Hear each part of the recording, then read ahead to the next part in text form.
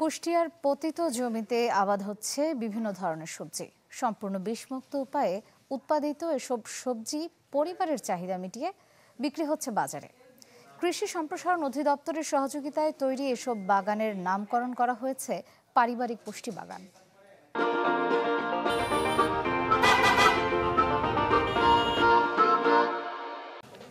কুষ্টিয়ার মিরপুর উপজেলার খাড়ারা গ্রামের কৃষক ফজলুল হক ১.৫ শতাংশ জমিতে আবাদ করেছেন মূলা, বেগুন, লাউ সহ নানান শাক আর সবজি। জানান, বিষমুক্ত এসব সবজি পারিবারিক চাহিদা মিটিয়ে বিক্রিও করছেন।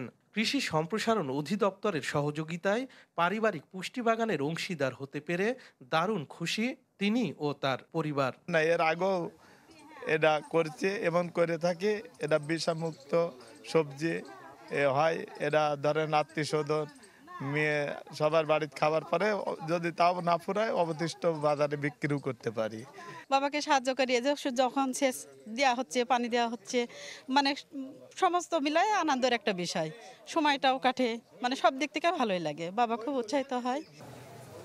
আদর্শ পারিবারিক পুষ্টি বাগান দেখে অনুপ্রাণিত হচ্ছেন এলাকার অনেকেই। বিশেষ করে গ্রাম অঞ্চলে প্রচুর জায়গায় ধরনের পড়ে আছে।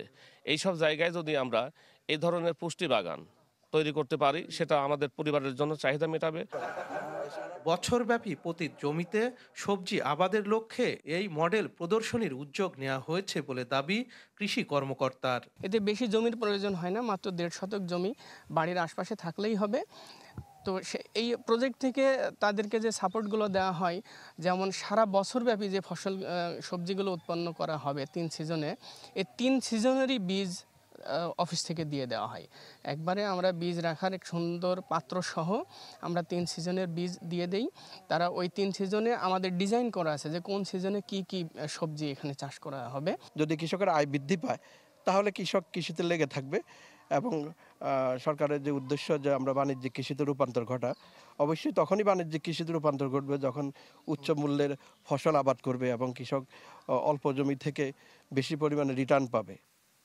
প্রতিটি ইউনিয়নে এরকম ১০০টি পারিবারিক পুষ্টি বাগান তৈরির পরিকল্পনা হাতে নিয়েছে জেলা কৃষি সম্প্রসারণ অধিদপ্তর। শরীফ বিশ্বাস, চ্যানেল 24, কুষ্টিয়া।